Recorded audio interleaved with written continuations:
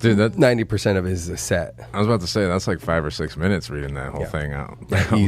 Easily. And I'm so conflicted, man, because I like performing in safe rooms. Yeah. I enjoy it. I think it's a good workout. You're like, all right, how can I like say stuff without saying Yes. it? It's like doing like a late night set or something. Like you Yeah. need to be clean, kind of. Well, you have to elevate. You do. You can't go Not just for not clean. You got to elevate. That's a better way to put it. You have to not go for the low hanging fruit. Yeah. Which is, I think, good for any comic. It is to work out. It is. But those guidelines are excessive. Like, they are. Like you see that list and you're like, I don't even want to. No, that's. I don't, and I don't try to approach it because I'm just like it's just too restricted, and I get what they're trying to do, and they probably do a good job of it, and the people that attend their shows probably do love it. But as a creative, it's scary. And I guess there is, you know what? The more I kind of talk about why I'm scared of it, I'm just like, well, I should probably elevate my game and just do it. No, I'm not scared. I'm annoyed, man. I did a bunch of the rooms at one point. At one point, like I told like this sex joke or something. I can't remember what the joke was, but they like claimed I was like being misogynistic, and like I'm like of the ilk where I'm sitting here going like, dude, heterosexual sex is not inherently misogynistic. I'm sitting like you're talking about your sexual experiences. I'm talking about mine. Exactly. Doesn't mean it's fucking. That's dude, and for me, dude, I nothing gets me off more than the pleasure that my partner is experiencing. So it's you a demi. Yeah. Dude, like if you're getting off, that just elevates my experience, and I'm like, cool, job well done in that case. Yeah, man. And it's so much better when she's like clawing at you and like super into it and like getting exactly what she needs. That's fucking hot, dude. Guys, welcome to Sex Talk with Steven Tye and Juan Montoya. It's important, man. It's of the utmost importance. It really is. Steven Tye, do not gloss over your introduction. You are on this Juan time, as this tonight is your virgin episode. It is. Thanks for I inviting expect me, many more, and you are, among other qualities and traits and titles you hold, you host the open mic, which is coined the Comedy Locker. Yes, sir. At Bogey's Bar and Grill in the wonderful Tempe, Arizona. I've worked many years to get to this point. I've always, when I was growing up as a kid, I was like, God, I'm going to host my own open mic one day. Well, I think you got the sign off or the cosign from Jeremy Ditto. Yeah? Yeah, the glorious Jeremy Ditto of the host of the Tavern open mic. Oh, I didn't realize that. Yeah, tonight. Yeah. He went up after me. I knew he did a mic. I didn't realize it was a tavern. I feel bad. And like, I like this compliment because it was like slightly backhanded, but also like a tip of the hat. And I was like, that's Jeremy. I was like, was that a compliment? I don't know if that was. He doesn't do well with emotions and feelings. He's really funny though. He's great, man. He needs to come in more often. Yeah, no, he's a good. I was very excited to see him tonight. So it was nice. He had family in town. I know that. We're not talking about you, Jeremy. We're talking to Steven Tye. But it was great. I definitely I recommend this room a lot, man. So I was talking to you how I met a pro golfer yesterday. And he was mentioning to me how he wanted to dabble in open mic and comedy. And did you tell him to not do it? No, I encourage everybody to do it, man. That's the crazy part. I just say more. Why not? More perspectives, more. I don't know. Just if there's more competition, it requires you to elevate. That's why when like we're listing off the things that like the reasons why I don't want to do better comedy. Now I'm just like, well, I should probably just get my shit together and get better so I can do it, right? Yeah, do better, man. Yeah. But he was mentioning how he's hosted a lot of like a trick shot events. This is the golfer, right? Yes. Okay, yeah. Where he has to talk and do crowd work. You know, he was mentioning how he's done crowd work and you know that he has 2 hours of material, and I go, okay, you have 2 hours written down. The comic in you is going like, you got 25, 30. Exactly. I was like, you're gonna want to. It's like the rough draft of anything, man. It's gonna suck balls. But one though, he does have a backlog of all these high end events that he's done because he gets booked for corporate events and whatnot. That's where the money's at, man. Yeah. But what I told him was, if you're gonna try comedy and you want a good experience, you got to do Bogies. And then I recommended JP's as well because it's it's a full-on comedy club. There's a crowd that goes there for the open mic. Okay. Every other open mic, for the most part, is at a bar where people are there to drink and there's comedy. Mm-hmm. This is at a bar, but we have this private sequestered venue here, which low ceilings, which is great for comedy. And you're a great host, man. Thanks, dude. So I definitely recommend this room to anybody that wants to try comedy for the first time or just come in and experience a good comedy atmosphere. Fuck yeah, dude. Thanks a lot, man. That's exactly what I was trying to make. Like when I moved here, like it was like almost 2 years ago. Like, I don't know. I felt like there was open mics, but there wasn't really like a space where the comics liked to go and work. You know what I mean? Like I didn't get that like community vibe.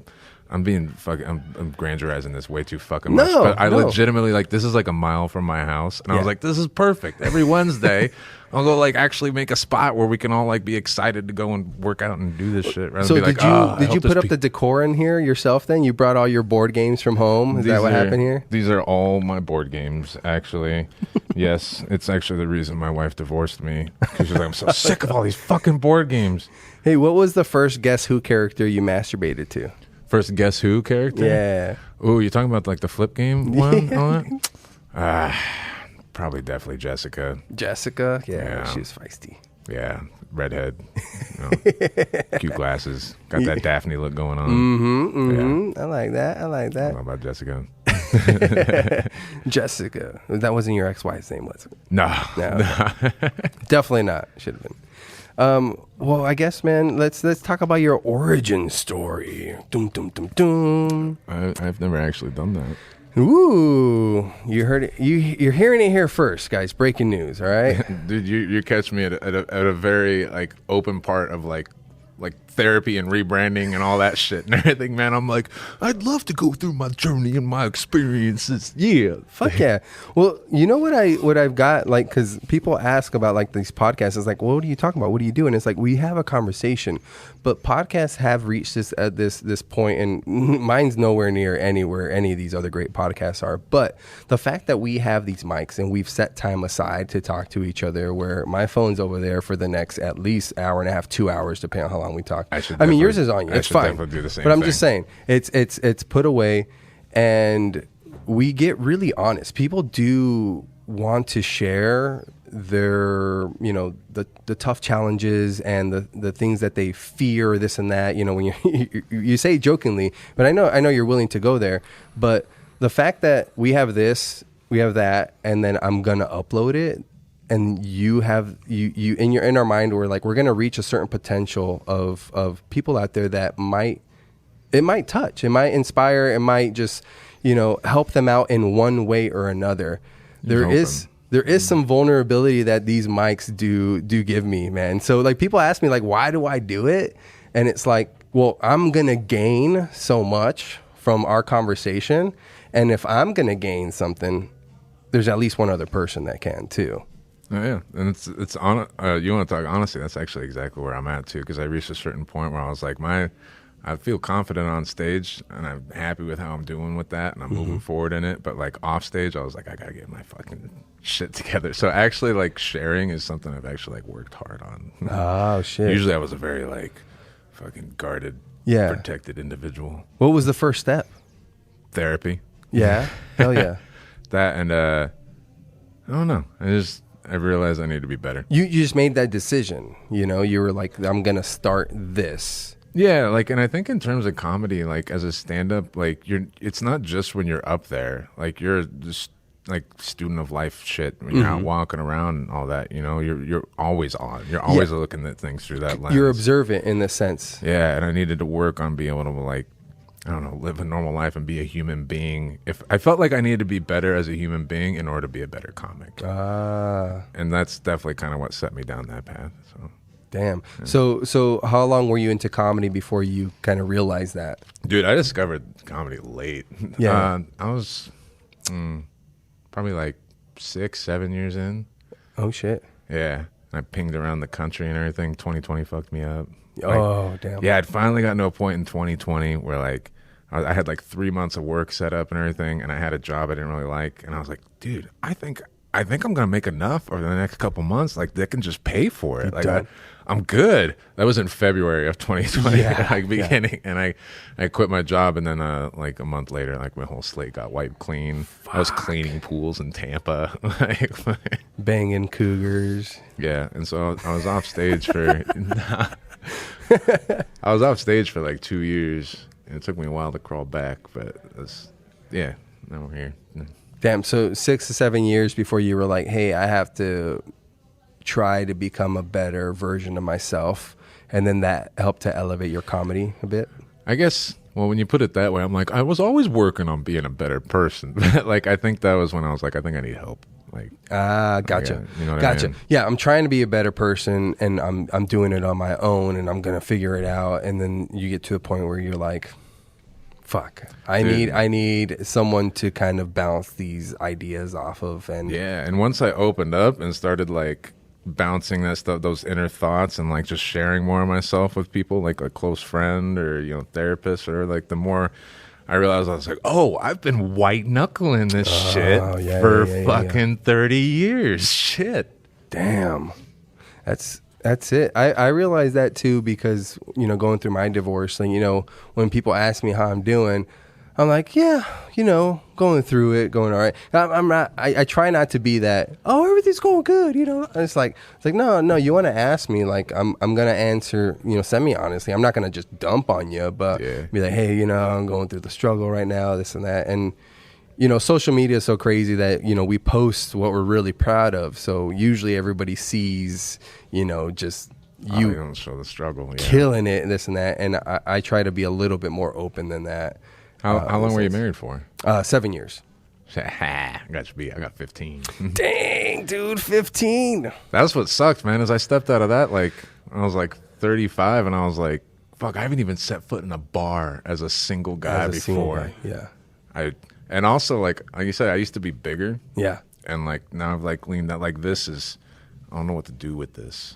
Like, what do I do? I feel that, man.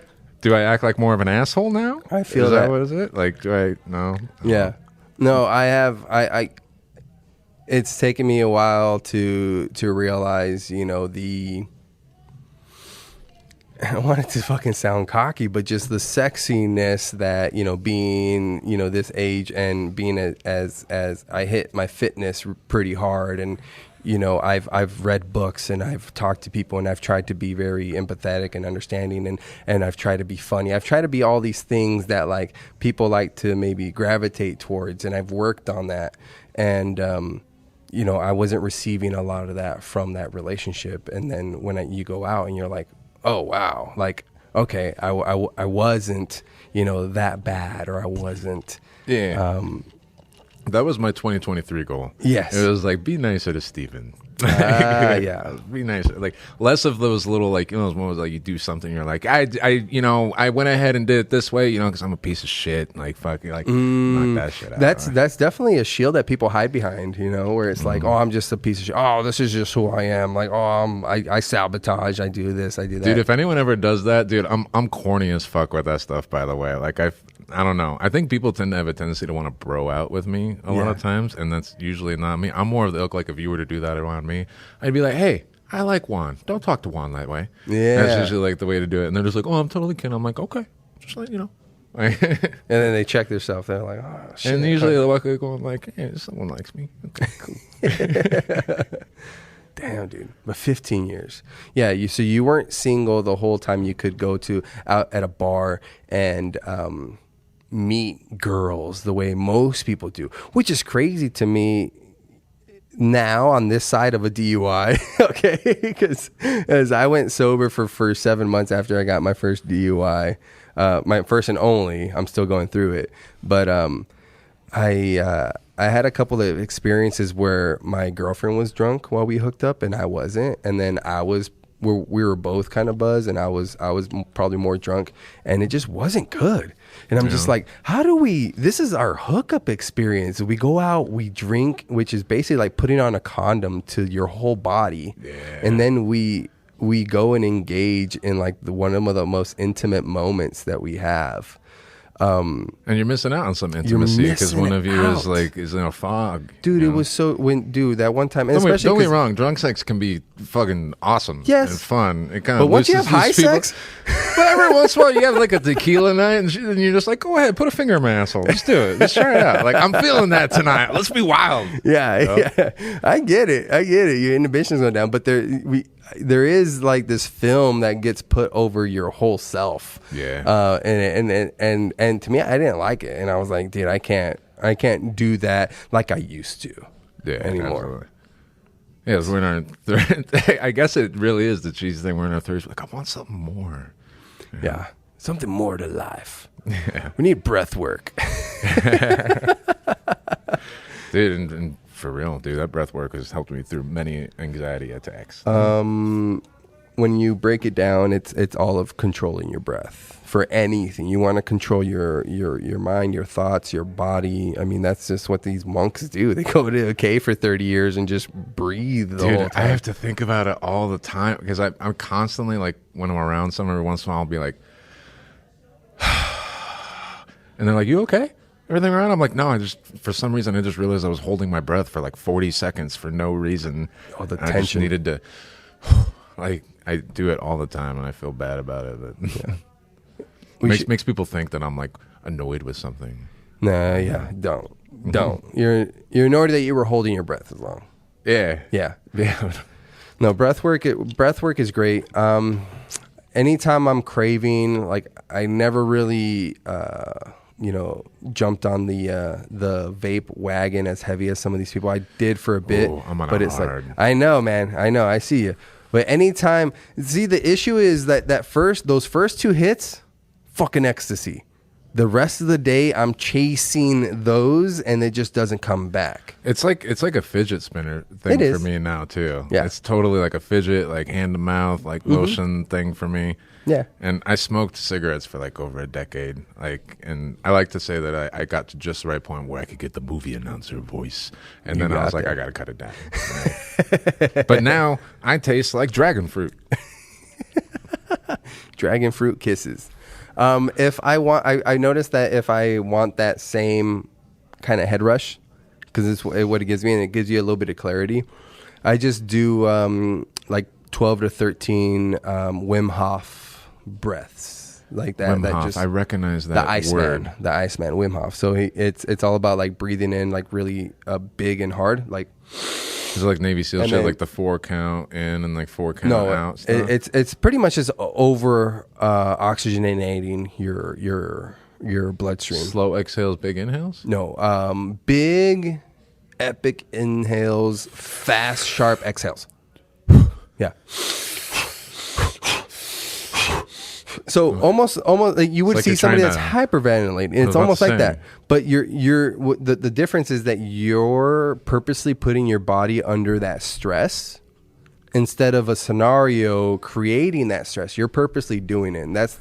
And the whole point is, if you can control that when the actual life stress hits, you're more well equipped for it. But what it does is, after like 13 breaths, and normally you would do 30. You're a little lightheaded, I imagine. Oh, yeah. Dude, so you're in the same age bracket as me. Is this not like a 90s kid thing at all, or what? Like, I remember, like, I think 5th or 6th grade, we as kids like discovered the holding your breath you can pass out thing, but we like dressed it up. So we like did this, like the kids would do this whole thing, like, look, if you suck your head in and then hold it, and then like someone would like push on your chest or something. Oh no, it was this one. They'd go around your neck with it? it? It was just blocking the carotids. And then usually they'd stop and you'd be like, and then the person would just crumble to the ground and drop. And we were like 10, 11 years old, like, ah! I wasn't that wild. And I did it one time, and the kid did it to me, and I farted right before I passed out. No! I woke up to everyone just like busting out laughing. I was like, ah. You will never top that laugh in your comedy career. The laugh you gave those kids. Oh, I've been living off of it. You will never top it, but you're chasing that. That's what you're chasing. Absolutely. Is the pass out fart, dude. I mean, from their point of view, it had to be hilarious. This kid just farted and then passed out and crumpled to the ground. That's like your soul escaping, dude. Yeah. What happened? That's too funny. I remember holding the batteries while you got shocked. Oh, like, that was more of our angle down in my neighborhood. Back when 9 volts were a thing, we like putting on your tongue. I do that every day. Is that all we were doing as 90s kids? We were just experimenting and just like hurting each other. Dude, my son goes, Dad, I'm bored. Cool. Yeah. Figure it out, dude. Figure it out. I guess you better find something to do then. Yeah. Well, some of the best ideas come from you being bored. You're forcing yourself to be a creative at that point. So, dude, live with it. Like, enjoy it while you can, because how often are we bored these days? More often than I'd like to admit. But you have that in your pocket. There's no reason for me to be so bored. like you have an endless thing that you're still sucking in, information or what's the word I'm looking for? Are you on more than one social media platform? Do you like TikTok, Instagram, different ones? Facebook and Instagram. As far as taking in, like scrolling through it? Facebook and Instagram are just my main ones. Do you like steer your algorithms? I steer like my Instagram tends to be more like fitness and cooking and like instructional stuff and good things. And then I go to TikTok and that's like sketches and like videos about. See, I'm not on TikTok. I think TikTok algorithm would be a lot different for sure. My Instagram is all fitness models. Male fitness models, right? The sexiest. No, but no joke. If you want, like, you're super into fitness. I like to follow the people that are not just the guys that are just going like, "Hey, check it out." No, it's the ones going like, "Hey, this is how you do a proper bicep curl." Don't be a squat fucking, university, knees over toes guy. Yeah. I just came out real something athletics. Like, there's a lot of legit guys that I follow, but there's those big booty, squat girls. Come on, man. Tell me, I'm still, it's primal. At the end of the day, these genes are made to try to pass each other on, so it's themselves on. So, I can't find it. But there's a lot of like stoic quotes and hiking and stuff, because I post a lot about that. I like all the stuff about steering the algorithm. It's so funny. Like, my dad and my grandpa like didn't realize how it works and everything. Like, my grandpa one point was just like, I got on the TikTok and everything, and like all it is just a bunch of girls just shaking their booties. I'm so sick of just always seeing these. I'm like, Grandpa, that's you. You're the one doing it. Them coming to terms with it. What? I'm the problem? No. And then he doesn't realize like how the social media and stuff works, because every once in a while he'll post up like a link or like a comment or something like on his feed, like a link to like a video of a girl shaking her butt or something. He's like, I want to share this with my friends, and it just goes up on his feed. I'm like, Grandpa, like, stop it, you pervert. Let him get it, man. Let him get it. He's on his way out, bro. Yeah, that's true. Imagine like you're on your way out and you haven't had like something like TikTok or Instagram, and all of a sudden it's just there. Because here's the thing. So I'm from the country, right? And I tell people all the time, I used to just walk out in the desert. I would pick a direction, walk for an hour and a half, 2 hours, and then turn around. I was looking for two things. Money. So, I don't know, somebody had a stash of money somewhere buried, something. And I found plenty of pesos, because I'm from outside of Yuma. And porn. Dude, yes. That's it. That was the first porn me and my brother ever found walking home from school in like some ravine, something like an old like Playboy magazine or something. Oh man, we hit it. We had like a stash every day walking home from school. We're like, dude, you want to go check out the magazine? Let's go check out the magazine. I think he's probably gonna be pissed I shared that. I told him I'd take that to the grave. You did? I betrayed you, Adam. I'm so sorry.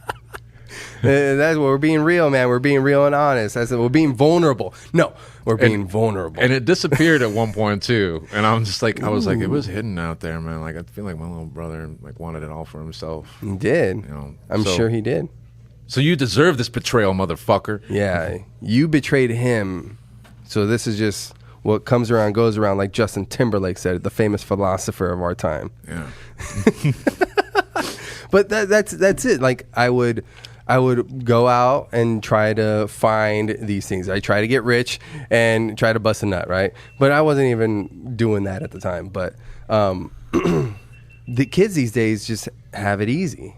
It's literally, look, I found my son, he just turned 8, and we have a phone that's connected to the TV that we just Chromecast YouTube onto, right? Oh, shit, yeah. So we just do that.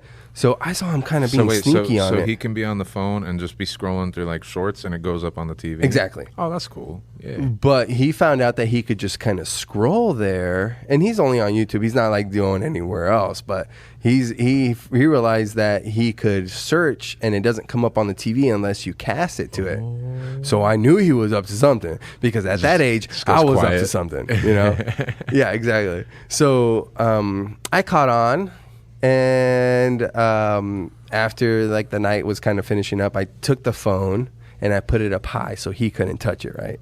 So I go put him to bed, you know, read him a story, this and that. And I get out of the room and I go, fuck, I have to go see what he was searching. I'm like, what the fuck are kids looking at these days? You what know, did he look up? What is he at school? What are they talking about? Wait, so how old is he? He just turned 8. Okay. All right. They're still yes. I'm curious. So I pull up the phone and I'm like, prepare yourself, man. Like, you don't know what you're going to see. So I pull up, YouTube is still there, and I go to the search bar and it pulls up the history. And right at the top, it said, he searched for biggest boobs in the world. That's such an 8-year-old thing to search for. Come on, yes. And I go, biggest boobs that's in right. the world. Because here I am, like, thinking, like, a shit porn or fucking bestiality. I don't know, man. Like, I'm just going wild. Like, you know, as a kid, you hear all these crazy things. The first thing you would probably do is just go back and be like, I got to see if this is true, right? So that's where my mind goes. Well, and your kid's got standards, too. He didn't just look for big boobs. He wanted the biggest boobs in the world. Which is a kid thought, because you would think, hey, I like boobs. I like big boobs. The biggest boobs must be the best. That's 8-year-old logic for sure. Yeah. They're obviously the best because the big boobs are great and the biggest boobs will be, They're the biggest, man. Yeah, no, I told him real fast. That was the talk I had to have with him, was like, listen, buddy, the biggest boobs are not the best. Want a handful and a half, buddy. That's what you want. Come on. Yeah. That's always fun to navigate. No, my son is a savage, though. I've talked to about it plenty. I have too much material, stand-up material involving him. Do you got just the one kid? No, my daughter just turned 9. Yeah. That's So you got a 9-year-old and an 8-year-old? Yeah, bam and done. Yeah. Did you get a vasectomy or anything? No, I need one though. We both need vasectomies. Let's go get it. Buy one, get one, dude.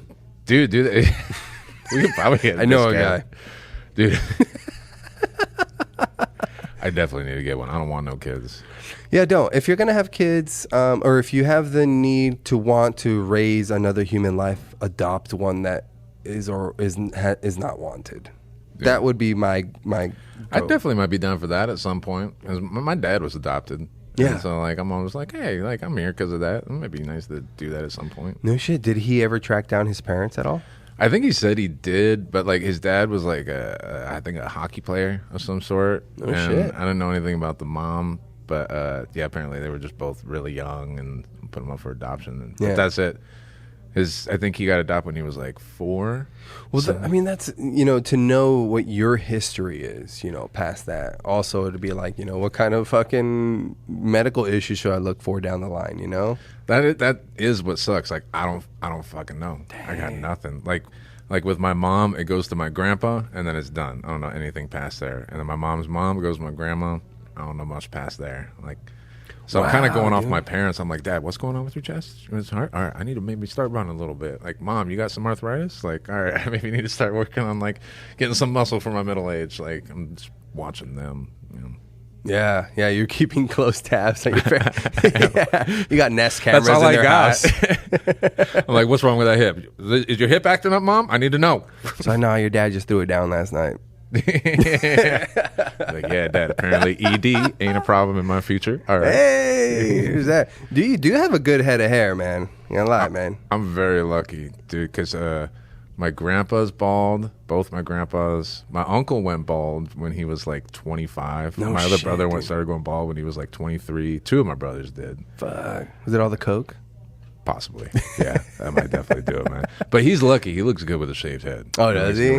I'd be fucked, dude. I've had 6 staples across the front of my head here and 6 staples across the back of my head. Passing out from holding your breath, dude. What do you think's going to happen? No, but dude, I could feel the lumps and the grooves. I got 2 scars. If I go bald, I'm so fucked. Well, either that or everybody's just gonna think you were in the mob or something. Yeah, I got some battle wounds. Yeah. I've taken some hits. Yeah, you could definitely pass off for like Eastern Bloc, dude.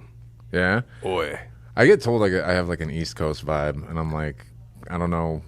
Yeah, is it? Is that confirmed? I can see East Coast. Where were you from, though? Originally St. Petersburg, Florida, but I spent like 15 years in the Northwest. The Vancouver, Portland area. Vancouver?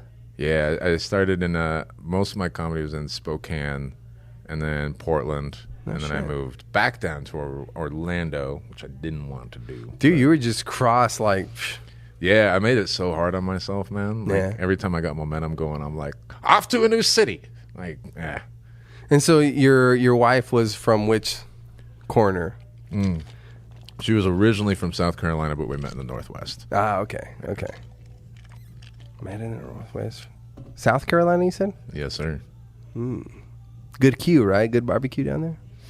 Oh, dude, when I started dating her, I gained like 30 pounds. That's what happened. I was like, they put gravy on everything. It's delicious. And I was working at Red Robin. Oh, dude. Their bottomless fries? Oh, okay. Dude, I can't fault with that you. Honey Dude. mustard sauce? Shit. Damn, is that where it's at? I'm not a ranch guy. Everyone was so obsessed with their ranch, man. I would have nightmares about ranch when I was working at Red Robin. I bet, dude. Dude, you should see him make it in this like big old like 2-foot deep tub with like a boat oar. It's just mayonnaise and they're just chucking buttermilk in it. It's just holy shit, dude. And I know a lot of people be like, that sounds amazing, but every time I saw him, it's like, oh god. Listen, I love ranch, but that does not sound appealing. Dude, and people are of the ilk that like, I can't eat my fries unless I got my ranch. How am I supposed to eat my fries? It's my daughter, dude. I can only get her to eat veggies with fucking ranch. So for that, I thank ranch. But holy shit, dude, a vat of just fucking. And there's got to be bugs that fall in there, and then it's like, well, I'm sure it's in there, yeah. Hey, not knocking on that. Listen, we eat plenty of bugs on our own when we sleep or in anything. I think there's a minimal amount of bug matter that is allowed in food according to the FDA because just of the nature of how mass production works. It's like a larger percentage than you'd feel comfortable with, though, isn't it? Isn't it like 20% or something? I don't know. You would think, but then it's just like, what the fuck, dude? Like, I don't know. I'll lick the floor right now, dude. Don't. When it comes to that stuff, like, is it all meat or anything? The one that I never give a shit about is that fake taco beef.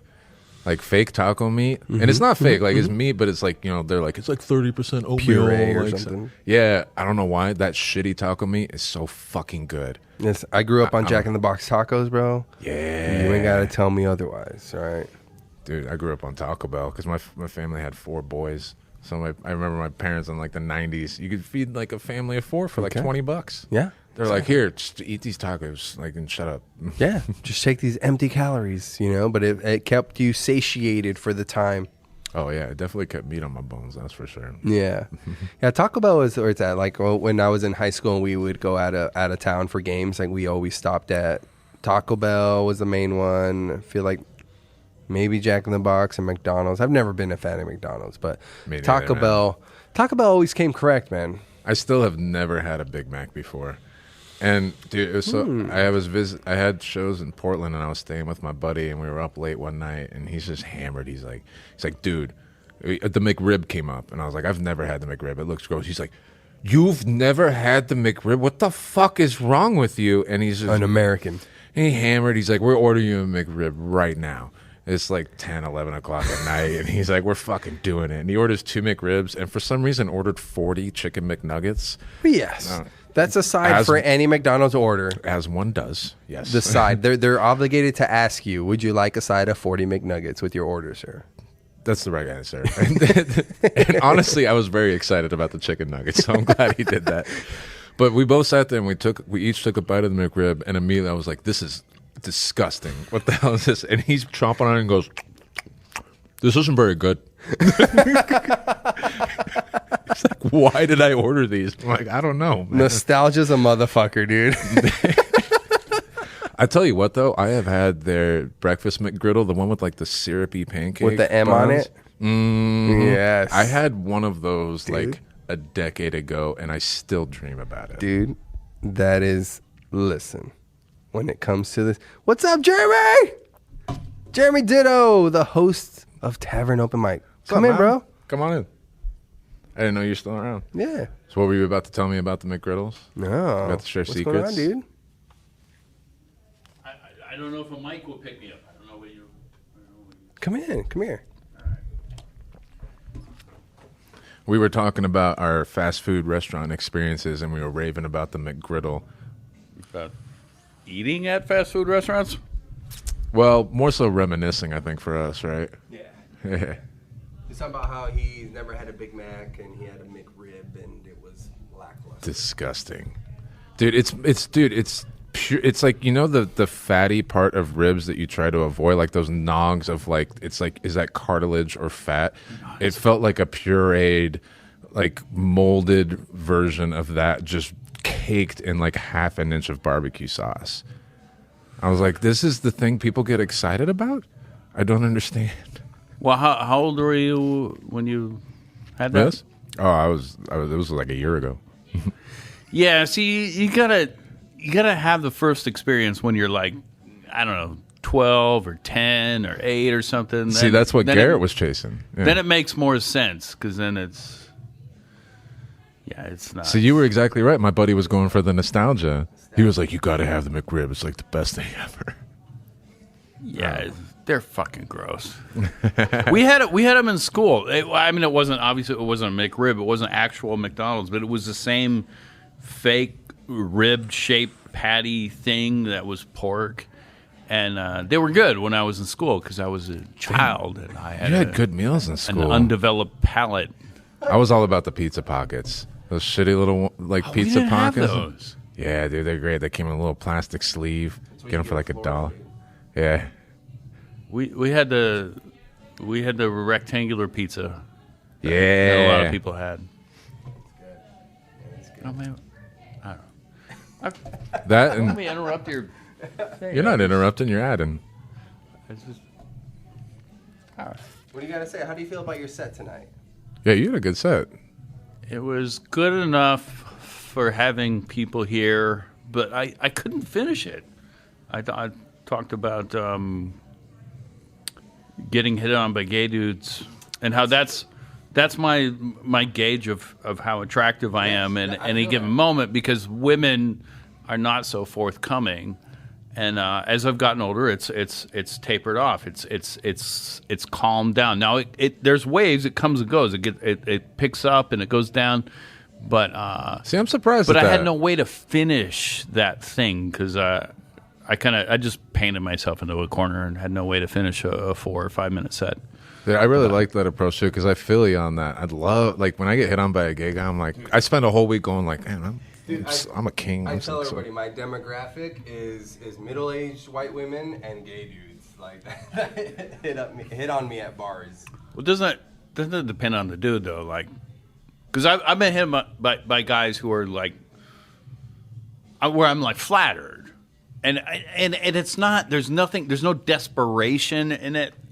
And then I've been hit on by guys where I'm like, you don't even seem gay, which is when a guy is being gay, but he's not, doesn't seem gay. It's like you don't have the look. You don't look attractive. You don't look clean. You don't.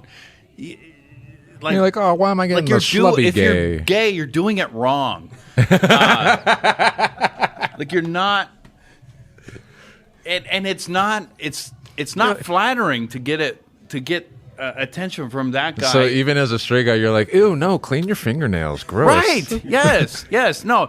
I worked in retail once, many years ago, and one of the managers was gay, and he kind of very lightly kind of hit on me once. Like he punched me in the bicep, and it was like, oh, like you got muscles, but better. More charismatic. I don't remember what he said exactly. He was much and more I was flattering. like, that's inappropriate. You're one of my bosses, but it was nice coming from him. But then there was the guy that sold the shoes, and he was gay, but he was, I feel like a lot of girls would relate to this conversation. He was like, yeah. Well, yes. Oh, that's the other thing. I think I've gotten into it before on stage about how, yes, that's the thing that gay guys teach you is what it's like to be a girl. Oh, yeah. Where, yeah.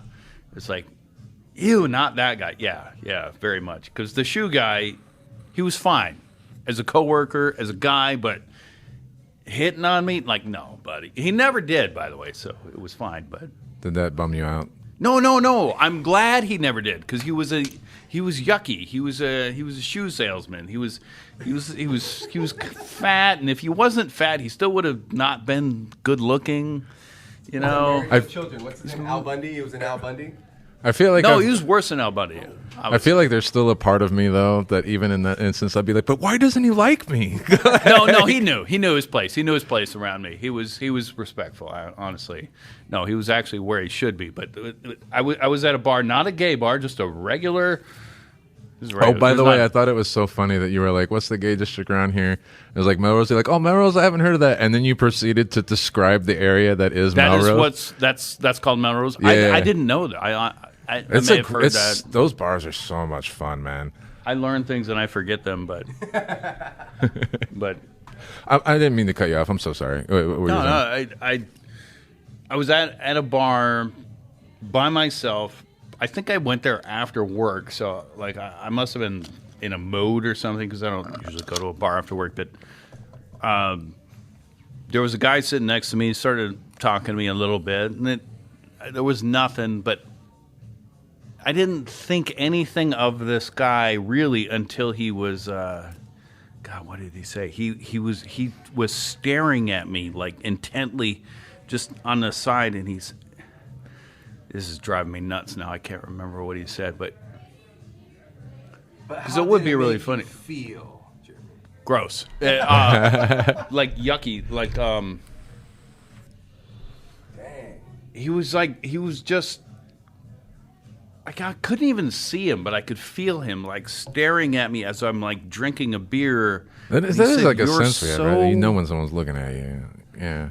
But I mean, this guy was a creep. I found out I later on found out he like grabbed another dude like in the junk and that I knew, and so I got off easy. Well, not got off. I got out of it. It would be so good if I could remember the exact words because it was perfectly creepy. But it'll come to me later. I'll tell you about it some other time. You can. I'll do it on Tuesday. I don't know. Shit, man. It was good to see you tonight, man. Thanks for stopping in. Dude, thanks a lot, man. Jeremy Ditto, everybody. Love you, brother. It was funny. My experience at Melrose, I went. You're gonna get a lot of context here. I went with my girlfriend at the time and her husband. I was in a poly relationship, and we were going to get him laid. And we went with like a group of like 6 to 8 of us. Your girlfriend, and then it was her husband, and also her girlfriend. Wait, hold on. Yeah. Hold on. So he's her husband. So we went with her and her husband and her girlfriend, gotcha. and then her girlfriend's boyfriend. Whoa. But anyway, I went there. Can I unzip for this one? I did it all up. Like I had like this like awesome like purple floral shirt on and like these plum dress pants, like tucked in, nice dress shoes. I was just like, dude, I got your back. Let's have fun with this. Let's hook you up. And I walked up to the bar, and the guy's pouring a drink, and he kind of gives me that, that kind of sideways eye where they look to the right, and then they look back straight at you, like, He was like, "So did your wife drag you here?" And I was like, "What?" He's like, "Did your wife drag you here?" I'm like, "No." And he goes, "Okay." He could smell you. And then he goes, "You're a very handsome man." And I was like, "Thank you." And then he poured me like the biggest glass of tequila I've ever fucking seen. You're gonna need this. He So knew. I know. Like I was sitting here going, like, what about Did I just give off that vibe, or you just like smelled it? I don't know. It sounded to me like you were dressed well, but maybe he saw that you were trying too hard, and then he's that's how it made me feel. It made me feel. I was like, does it look like I'm trying too hard? God damn it! That's what it comes out to me. Yeah, then And that's all that obviously he did matters, too. man. Yeah. Hey, nothing wrong with trying too hard, man. I don't know. No, but it was fun. I had a great time in that area. As you said, that's Melrose. Yeah. I can't remember which bar. It was one of those.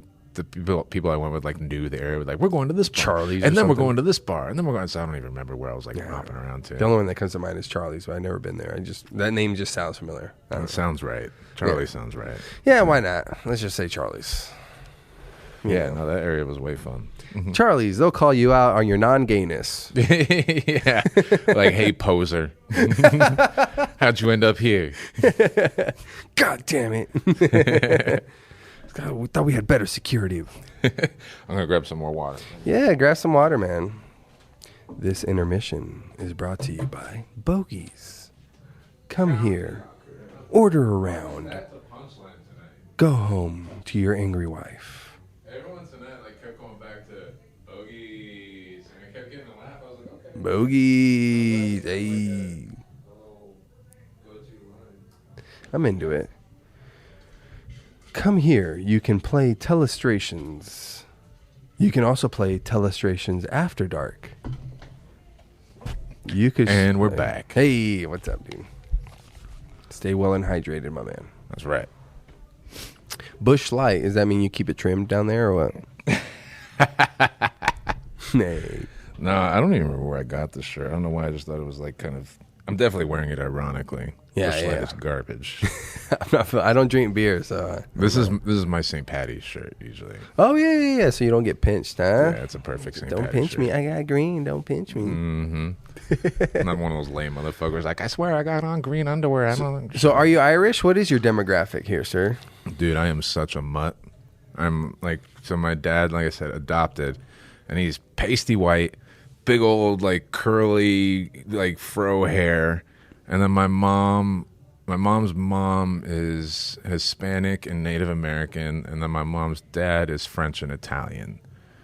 So I'm just like this big old melting pot. Yeah, you are America, sir. Yeah, so dude, you should see me like during the summer when I get like a tan going. I look like Peruvian. Really? Like, oh yeah, I get like tan as fuck. Yeah, man. Like you're fucking a mule from not fucking a mule. Like you're a mule for the cartel or something. Yeah. I look like just ethnically ambiguous once I get a tan going on. Yeah, I get that every now and then. That's why, like when I had my beard, when we first met, I had my fucking big beard. Yeah, dude. Do you think I was Middle Eastern? You're always changing up your facial hair. I gotta keep my girlfriend fresh, man. You know, it's Keep her like on her toes. Yeah, give her a new look. You know, so she don't go looking elsewhere. You know. Oh yeah. I'm so glad I could finally grow mine out. Like, I couldn't grow mine out until like my mid-30s. I was like, am I ever gonna get like a fucking? Yeah, this area has been hard, and it's still kind of hard. But I want to say, yeah, definitely like late 20s. And I'm Mexican, okay? You know, this area here, it's been there since I was 9. But I could speak Spanish until I was like 5, and then I moved to my grandma. She would speak Spanish with me, and so I grew up. Your on, wet like, nurse. What the fuck? That's what I was missing. I grew up on like sopapillas and like biscochitos is one of my favorite things to Wait, make. biscochitos? Dude, that's the national. I don't know what that is. It's the national cookie of New Mexico, man. That's one of like my family's recipes, right there. Really? Do you know how to make it? Oh, dude, I could actually. I should make some and bring them in here sometime. No, I want to come over. Dude, fuck yeah. Yeah. We'll make some. Okay, I want to do that. Dude, Biscochitos? yeah, man. It's like a Mexican sugar cookie. Listen, my nickname is Chito. Yeah? Yeah. So, like, my family doesn't call me Juan. Call A you lot of the Chito? people I went to school with, even high school and all that, they don't call me Juan. My name to them is Chito or Cheeto. People will say Cheeto. I like that.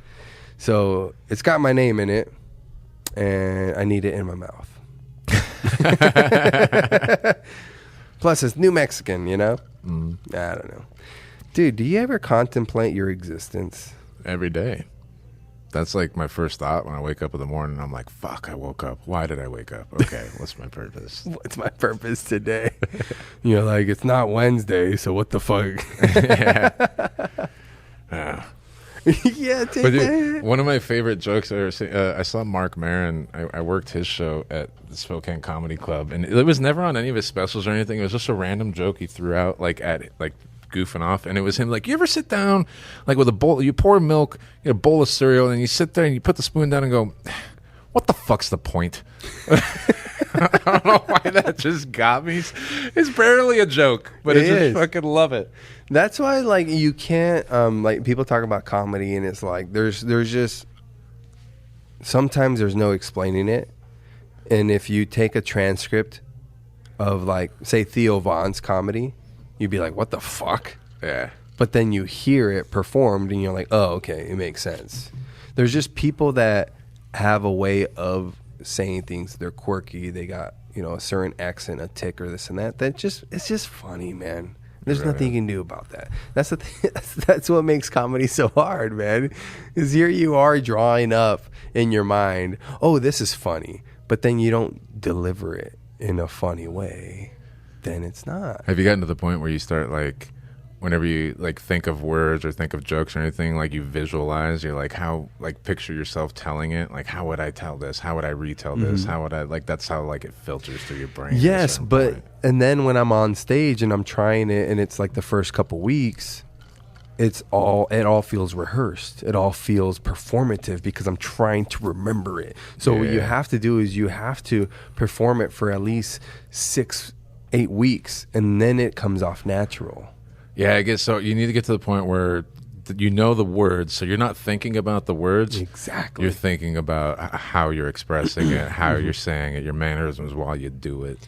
It's crazy, because you would think that, like, oh, well, this is funny, this is making me laugh, I'll just say it this way, but it's not. It's not, because in your mind you know all the extra context built around it, but the audience doesn't.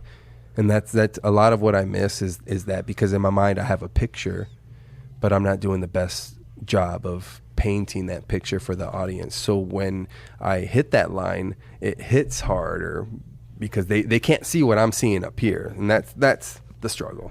Basically finding your voice. Yeah, that's what it is. Like, I'm like, that's not what I'm seeing in my head. I didn't deliver it that way. God damn it. It's frustrating, dude. And then when you land it and you go, and then you say, I am delivered.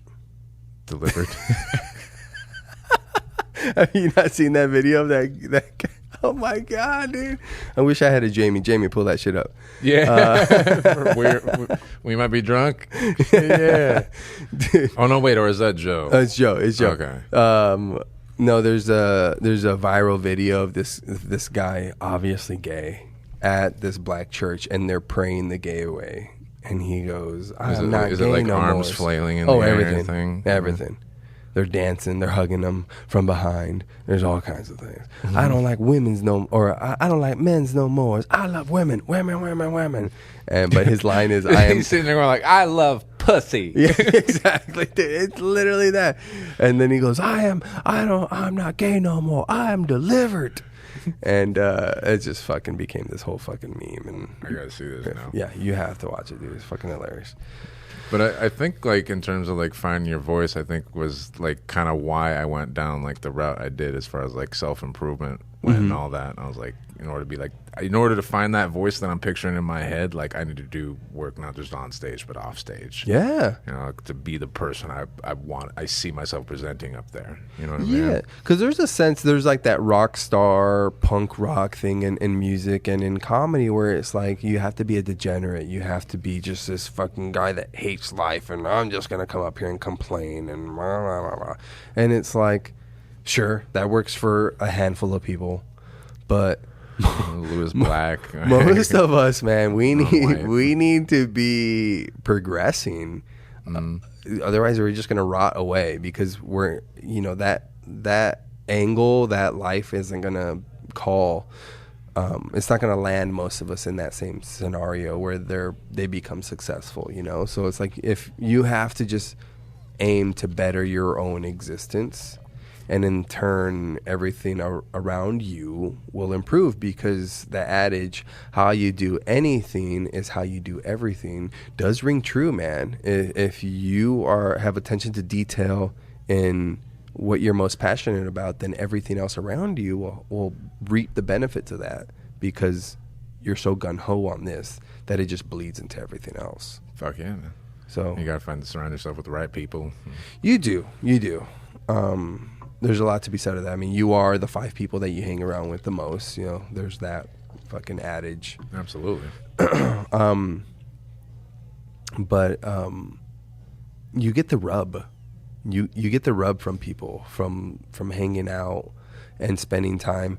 And then if you are brave enough to ask them, you know, what do you think about this, or how do you see this, and they elaborate that on you, then dude, that's what's nice. And you get that from a lot of the you do get that from a lot of the established comics that I've talked to in the area. Oh, dude, I appreciate honest feedback so much. They are good about it, man. I will tell, I won't, if I climb off stage and I feel like I did shitty, and someone's like, hey, man, you did a great job up there, I'll be like, I guess. But if I crawl off and a comic's like, dude, you kind of ate shit up there, that's the person I want to be friends with. I want that guy. I want the guy telling me, like, yeah, you ate shit, be better. You ain't shit, be better, man. But they're open to kind of giving you some, not just honest feedback, but like what is the word? Like advice, like recommendations, like, hey, I would do this. This was what worked for me, or this and that. That's the thing about the comedy community, is it is very supportive, man. Oh yeah. I really haven't encountered anyone that isn't in that sense.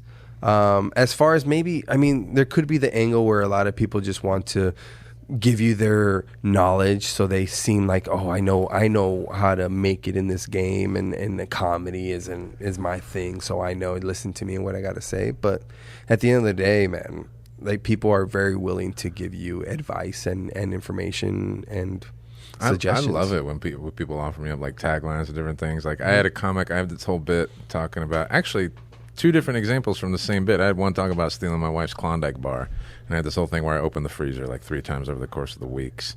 It's like, and I was turning like to the left to do it, and I had a comic come off afterwards like, dude, I love that joke. He's like, what do you think about, though, like, your facial expressions are great and you're very expressive. Like, when you're doing the open the freezer thing, you should be facing the audience. And I'm like, it's one of those things that I didn't even think about it, but I'm like, you're exactly fucking right. Like breaking the fourth wall almost. Yeah, like look forward towards the audience as opposed to like looking to the left. I'm like, well, I'm looking in the fridge, so I need to act out. Look at the audience. It's little things like that. And then it finishes with saying like, well, my mom was bipolar, and as you might have guessed, she does hate that joke. But then again, sometimes she loves it. That part used to not be there, and I used to go up to the end, and I had climbed off stage one time, and I think I just riffed and randomly said, I was like, yeah, my mom hates that joke. And then it ended there. And I climbed off stage, and the comic was like, oh, I thought for sure that was like, right there you could say, but sometimes she loves it because she's bipolar. She's bipolar. And I'm like, oh, I didn't even say it. Yeah, you need feedback, man. You gotta have feedback. And then you got the Zoolander advice, bro. Turn right. The blue steel. Oh, we can't turn left? Is that what it was? I think that's what it was. I don't fucking remember, dude. What a wild movie. The second one was absolute trash. Like, I think I watched like... I don't even remember it. Dude, right? I think I watched like 15, 20 minutes of it, and I was like, this is ruining good memories for me. We need to edit this out because Ben Stiller is a big fan of this podcast. Ah, man. Well, I definitely want to stay on a good size. Wait, is it Ben Stiller? So we can cut like to right here and be like, and Zoolander 2. How fantastic. What a great follow-up to a classic film. You know, right? Everybody says a sequel always sucks. No, not in Ben Stiller's case. How many Night of the Museums are there? Every single one of them. Amazing. There needs to be one more. I agree. There does need to be another. Although it would bum me out because Robin Williams wouldn't be able to be in it. That would bum me out. Dude, how dare you bum me out right now? Robin Williams, dude. Holy shit. Dude, that was the one that hit me. I don't know much. Like, usually for the most part, like, I never actually fully understood, like, idolization. Like, the people, like, I have posters of this one person I'm obsessed with, like David Bowie or Prince or something like that, which those guys, I guess, aren't good examples because I can understand the idolization for those guys like that. But anyway, what was I getting at? Just how hard Robin Williams' death hit. Oh, yeah. But a lot of times... And how you had a finger in your ass. Yes. When you found out. That's right. I did. Actually, I had 2 fingers in my ass from 2 different people at that time. But usually when like celebrities like pass like an actor, I'm like, oh man, I liked that guy. Like, Yeah. it made some good sense. It bummed me out. But Robin Williams was the first time where I was like, oh, what? Like that was my whole child. Like I felt it like emotionally. I was like, oh my God, he's gone. And like he was in pain the whole time. We didn't know it. Like it was so sad. Ain't that so crazy that you realize like that? Yeah, he dealt with that depression. And it's like, how man, you're such an adored, character, artist, actor. Very beloved. And I think they found out he had some sort of like muscular like degenerative disease or something, right? I think that's what it was. And then so I think people hypothesized that he was just like, at a certain point, I won't be able to do comedy and be the person I am, animated and so expressive. I didn't know that angle, and B, it's like if you don't have the freedom to take your own life, like, do we really have freedom, right? Because I definitely would love to advocate for death with dignity, because it's so wild what we do. It's like you can't kill yourself, and it's like, dude, I have a terminal illness. I don't want to be around. I don't want to deal with it. I don't want to put my family through that. I don't want to put my friends through that. I'm on board with that, Kevorkian. Yeah. Fuck. Did you ever see a movie back in, I think it was like 2007, 2008, called Children of Men? No. It was a great movie with Clive Owen and Julianne Moore. Damn, Michael Caine's in it too. And it's basically where humans have lost the ability to reproduce. Like for the past 18 years, no new human beings have been born. No one can have kids. And so as a result, society is basically like, what's the point of any of this? And everything's just crumbling. And they have this product called Quietus, which is basically like a suicide like help kit. Like it comes in like a nice little box and it plays like nice music and you take things like, I'm like, why not? No, dude, but now I want to watch that. Children of Men. It's a great movie. Alfonso Cuarón, one of my favorite cinematographers, Emmanuel Lubezki. He also did The Revenant, Birdman, all some other stuff. Oh, shit. Beautiful film. Okay. That's going to be beautifully shot. It has one of my favorite shots in it, too. There's a 7-minute long static shot, single camera shot of Clive Owen running through this ruined city with like missiles and guns and all sorts of shit going off. And there's like an interaction scene and it keeps going. It's all one continuous shot. It's crazy. Awesome. There's even one point where like a blood bag goes off or like blood squirts up and it gets on the camera lens. Yeah. And I remember reading that like everyone on the set was like, shit! It's not supposed to happen. But they ended up keeping it because it actually like looked kind of cool. Like, it ended up working. Badass, man. I love that choice that they kept it. Dude, for a moment there, Clive Owen was a fucking hotshot action movie star, man. Oh, yeah. Dude, that voice. Yeah. Dude, right. I can listen to that man say anything. Yeah. His voice was incredible. Fuck. That was 100% what it was. What if he was reading like a speech from the KKK? All right, touche. What's his name? I don't know. Like the main guy? I would still be like, I don't agree with anything he's saying, but goddamn, does he sound good saying it? If anyone turns racist because of this, like, I get it. I get it. Fuck, dude. Fuck. But no, I'm definitely with you on that shit, man. Because I've always been like, anytime someone says like, I don't understand suicide, how you could possibly ever want to, I'm like, shut up with your I don't understand. You can disagree with it. Yeah. And don't be wrong, I disagree with it. Don't fucking do it. But to say you don't understand, shut the fuck up. Life's been too good to you. It's I understand it. I don't like it. I don't like, because what's his name had a really good quote that I shared not too long ago.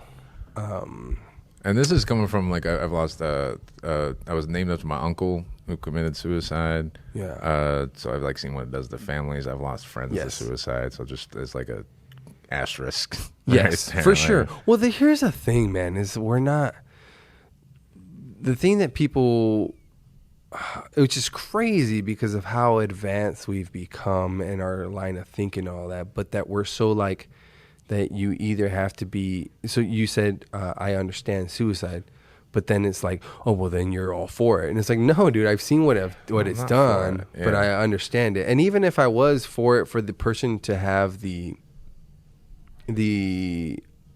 ability to say, hey, dude, it's your right. to still not feel bad. Like because just because I say it's the right doesn't mean that I still don't empathize with the family. Dude, it's fucking tricky, man. This is not black and white. There's no right or wrong. Dude, I feel like driving my car off a bridge like every other day. Like I just feel like, oh, what's the point? But yeah, the thought like I could never do that to people around me. Yeah, that's what. Yeah, I couldn't do it. Here's the thing: I couldn't do it, which is what I want to get to. I couldn't do it because with the death with dignity, I couldn't do it because Sorry, I just wanted to say that again. It has a nice ring to it. Death with dignity. Death with dignity does have a great ring to it. Which will be Quietus's slogan, probably. Quietus. Death with dignity. Death with dignity. So it's like a nice little ring to it. Nice little blonde lady saying it. Mm-hmm. There's like a cloud behind her for some reason. So it would be, so it's suicide, right? But you have taken the time to prepare your loved ones for it. Yeah. You can be like, hey, we're having this, I need to make this decision because I'm experiencing, this, that, whatnot.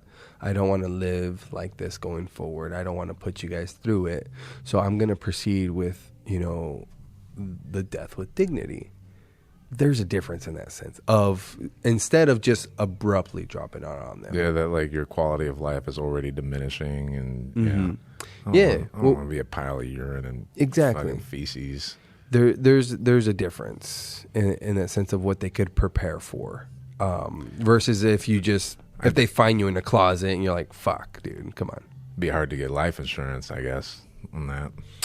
Yeah, that would be tough. I'm sure there's a lot of red tape, and this is a great conversation I had with my friend Tom, who's been on the podcast a few times, and he's into my workout group. But he's a chaplain.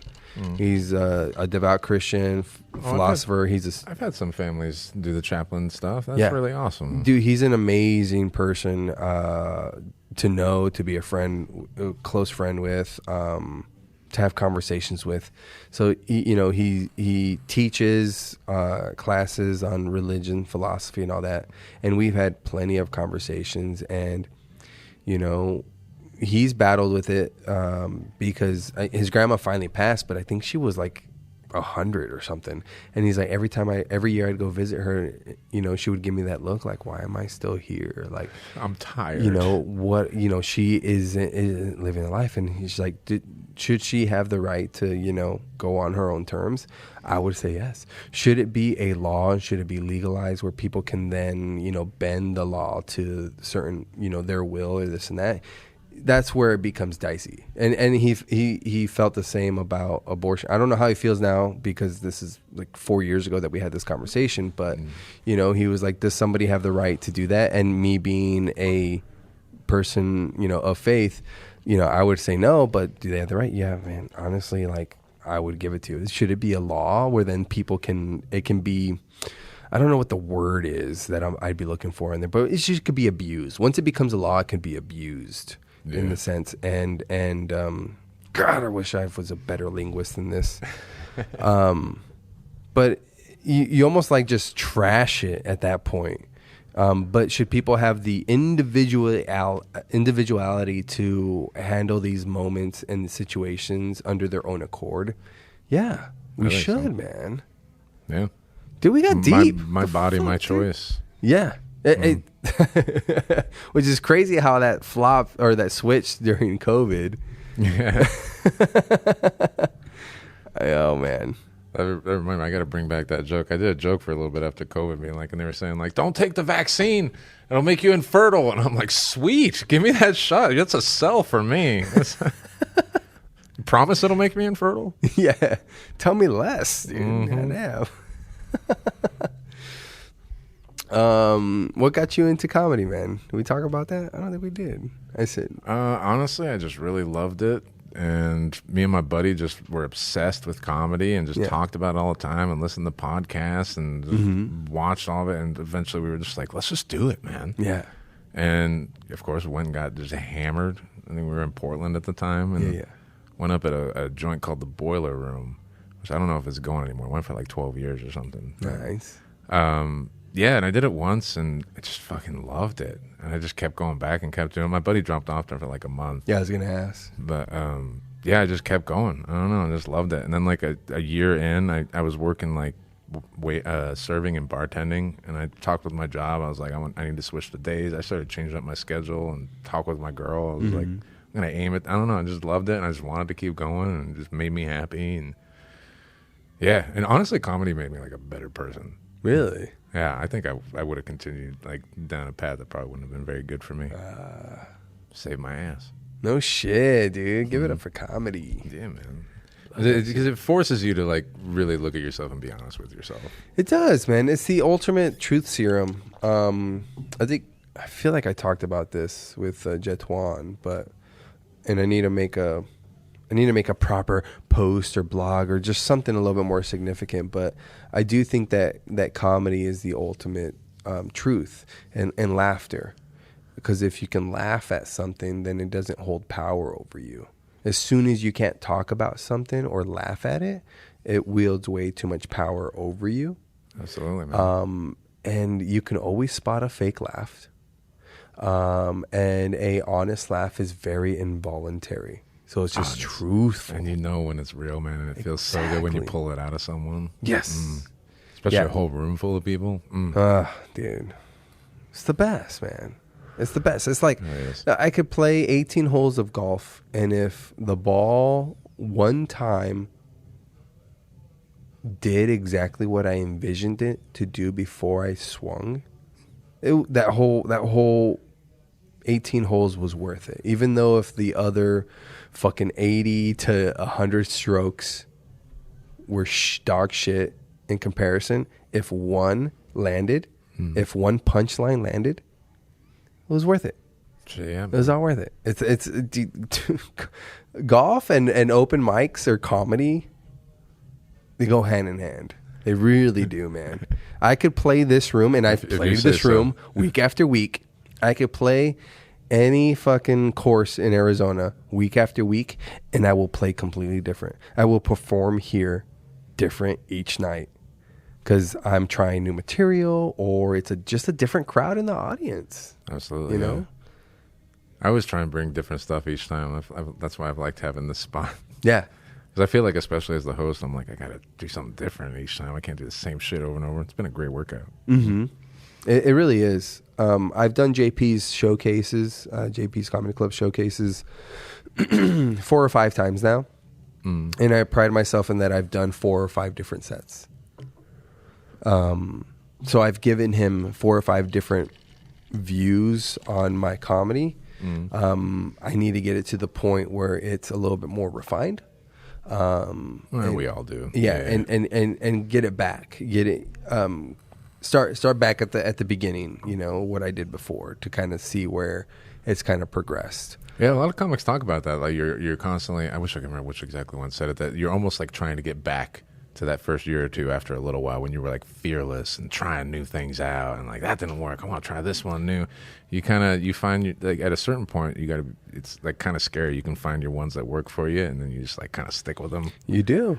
Yeah. You do. I mean, we had it tonight where Michael Densmore. To that, yeah, Michael Densmore goes, I got 1 minute left. Let's go to Old Faithful or Tried and True. Yeah, don't announce it. You know, and just go. Yeah. He said it's a great joke though. It's a great finish. Oh, he's great, man, and he's very comfortable up there. So I applaud him. He's been doing it for I think less than I have, and he's very comfortable up there. Same thing I did. I mean, I did forget my notebook at home because I usually don't go up with the notebook, but.